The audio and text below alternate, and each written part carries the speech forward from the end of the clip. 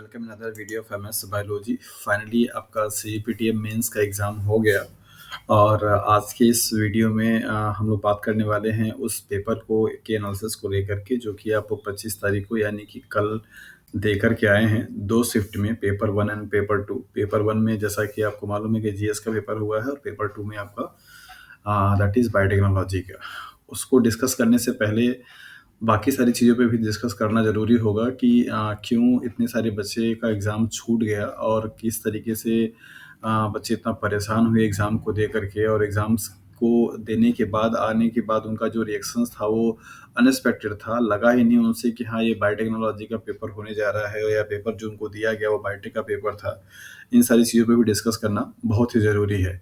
सो अगर आपने भी बायोटेक्नोलॉजी से मेंस का पेपर दिया है तो ये वीडियो आपके लिए है। आप इस आज की इस वीडियो में हम लोग पेपर एनालिसिस करेंगे कि क्या मिनिमम कट ऑफ रहने वाली है पेपर 1 और पेपर 2 को मिला करके, और इंडिविजुअल भी एज वेल एज पेपर का स्टैंडर्ड कैसा रहा, और पेपर जो हुए वहाँ पे एग्ज़ाम्स के हॉल में क्या कंडीशंस रही, क्या ये पेपर फिर से दोबारा होना चाहिए, क्या ये पेपर ठीक तरीके से लिया गया।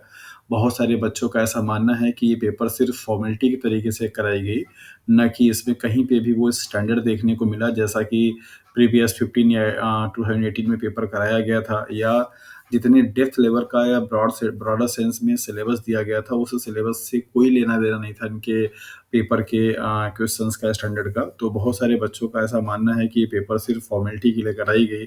आई डोंट नो कि कितने लोग इस बात से एग्री करेंगे कि पेपर ठीक तरीके से नहीं कराया गया, और कितने लोगों का ये मानना है कि हाँ, जो हुआ सो अच्छा हुआ।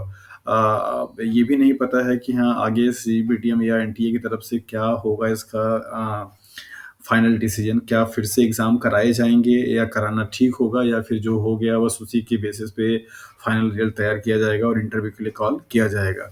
तो बने रहिए आप इस वीडियो में। होपफुली कि ये वीडियो आपके लिए काफ़ी यूज़फुल हो, आपको कुछ इन्फॉर्मेशन इससे ज़रूर मिलेगा। सबसे पहले तो यहाँ पे देखना ये होगा कि एनटीए के द्वारा जो की गई मिस्टेक्स हैं, उन मिस्टेक्स से कितने सारे बच्चों को खामियाजा भुगतना पड़ा। नंबर पहला कि ये कि जो एडमिट कार्ड इन्होंने रिलीज़ किया, उस एडमिट कार्ड को लेकर के ही बहुत बड़ी प्रॉब्लम हो गई। बहुत सारे बच्चे ऐसे हो गए हैं जिन्होंने संडे को ही क्या किया था, एडमिट कार्ड ये डाउनलोड कर लिया, और संडे वाले दिन पे उनके एडमिट कार्ड पे जो एड्रेस था, उस एड्रेस को लेकर के बहुत सारे प्रॉब्लम्स आए।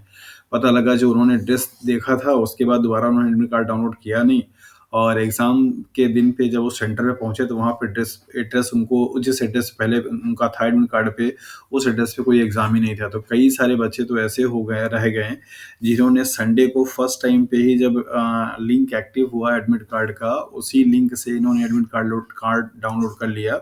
दोबारा इन्होंने चेकआउट नहीं किया, क्योंकि जबकि एनटीए ने एक ऑटो जनरेटेड कॉल को भी क्या किया था, करवाया था, और शायद कुछ मैसेज का भी नोटिफिकेशन दिया था इन्होंने कि हाँ, आपको एडमिट कार्ड डाउनलोड करना है दोबारा से। दोबारा वाला एडमिट कार्ड पे पहले में क्या हुआ कि पहले फर्स्ट टाइम पे संडे को जो एडमिट कार्ड डाउनलोड हुआ, उसमें जो एग्ज़ाम का एड्रेस था वो प्री वाले एग्ज़ाम का ही एड्रेस दिया हुआ था। तो बहुत सारे बच्चों को डाउट हो गया कि जो सिटी इंटीमेशन किया गया था, उस इंटीमेशन में एड्रेस कुछ और था, और जब इनका फर्स्ट टाइम पे संडे को एडमिट कार्ड डाउनलोड हुआ तो वहाँ पे एड्रेस जो था वो प्री एग्ज़ाम्स का एड्रेस लिखा हुआ था। तो बहुत सारे बच्चों को डाउट हो गया, तो सवाल बनना शुरू हुआ। तो हालाँकि ये सूचना मिली होगी किसी तरीके से, एनटीए ने 2 घंटे के अंदर, 2-3 घंटे के अंदर में ही इस प्रॉब्लम का रिज़ॉल्यूशन दे दिया। उन्होंने तुरंत फटक से चीज़ों को मॉडिफ़ाई किया और फिर से एडमिट कार्ड जारी किया, जिस पे एक उन्होंने एक बार कोड भी दे दिया था, ऐसे इस तरीके का बार कोड भी लगा हुआ था, और उसपे फिर से एड्रेस चेंज हुआ, और एड्रेस वो था जो कि सिटी इंटीमेशन में अलॉट किया गया था।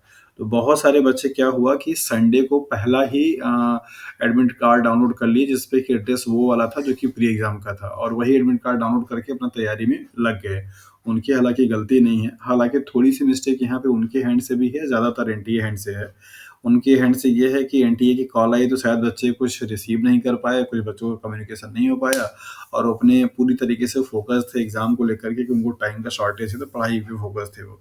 तो ऐसे भी बच्चे बहुत सारे हैं जो कि एग्ज़ाम सेंटर पे पहुँचे हैं, तो उस एड्रेस पे कोई एग्ज़ाम था ही नहीं, और जब दोबारा वहाँ से मूव करके इस वाले सेंटर पे जाना चाह रहे हैं, तो वहाँ के लिए उनके पास टाइम का ड्यूरेशंस बचा नहीं, तो जिसकी वजह से एग्ज़ाम्स पहली बात तो क्या हुआ, डिले हुआ।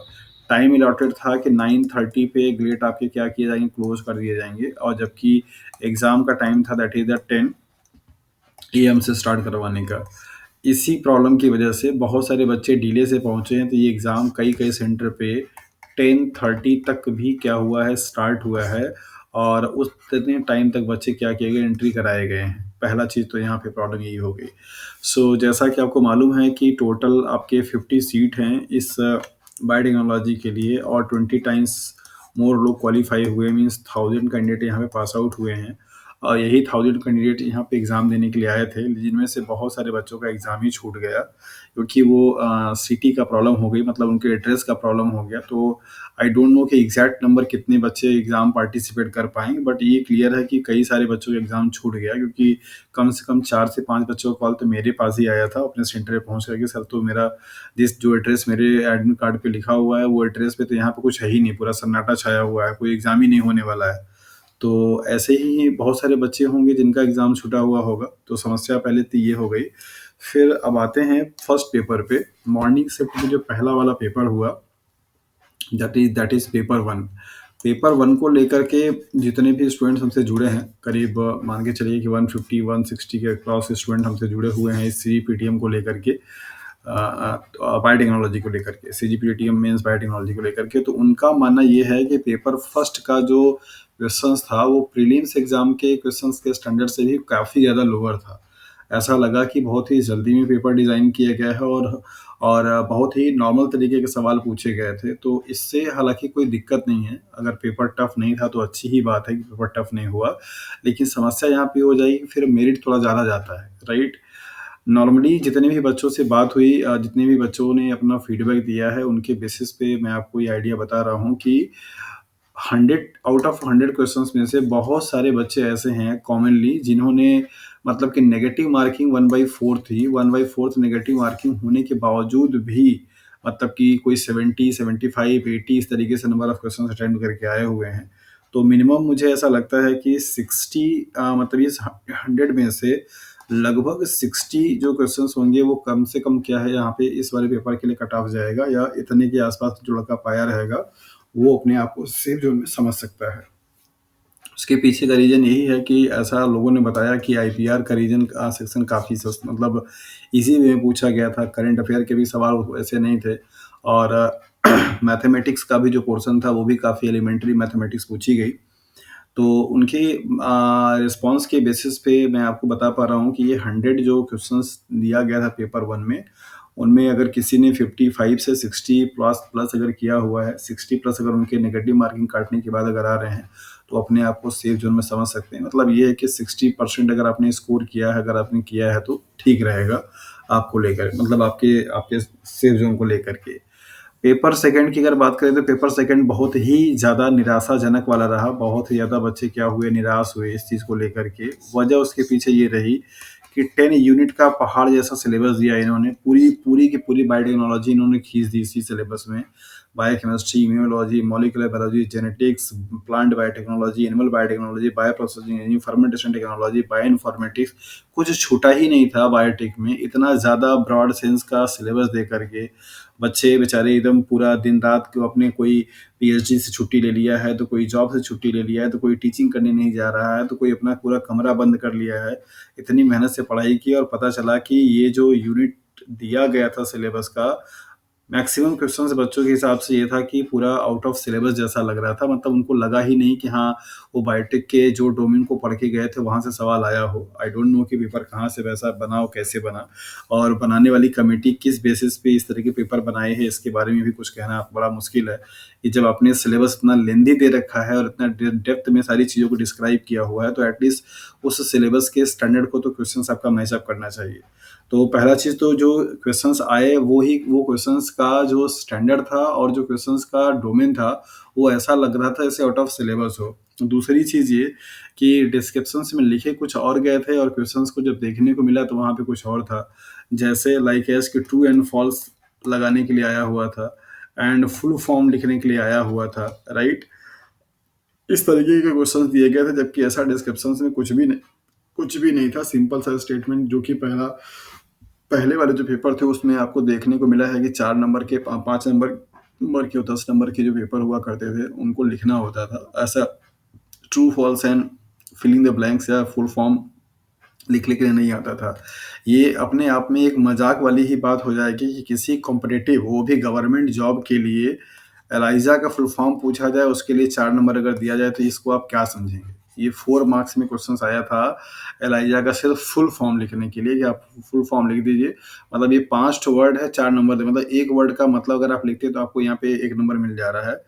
इस लेवल का मज़ाक किया गया है क्वेश्चन्स को लेकर के मतलब एग्ज़ाम के जो एस्पिरेंट्स थे उनको पूरी तरीके से एकदम दरकिनार कर दिया गया कि आप कुछ भी पढ़ कर के आए हो, हम तो यही पूछेंगे और आप यही बता के नंबर ले जा सकते हैं।